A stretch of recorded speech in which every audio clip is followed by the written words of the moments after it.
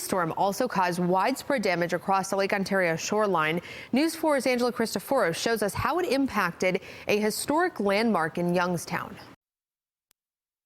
Rising water levels in Lake Ontario are a cause for concern across the coastline, and officials here in Youngstown are concerned that it could impact the future of Old Fort Niagara.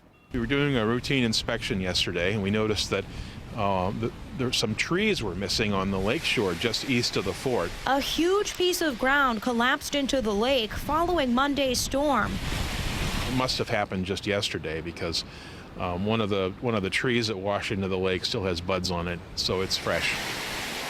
Robert Emerson is the executive director of Old Fort Niagara. He says it's not the first time a piece of ground has fallen into the lake. The state put in a breakwater at that point, these huge boulders, and even those huge boulders are now pushed back by the force of the lake, of the waves.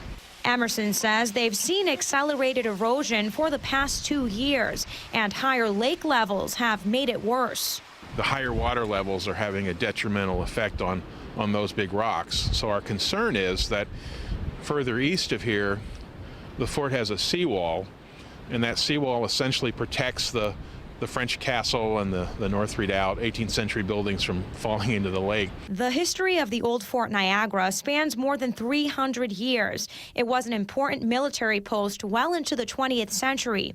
During colonial wars in North America, it controlled access to the Great Lakes, and it was a training station during both World Wars. Emerson says there's been no damage to Old Fort Niagara as of now, but he's concerned that there could be in the future if the water levels continue to rise. Reporting in Youngstown, Angela Cristoforos, News 4.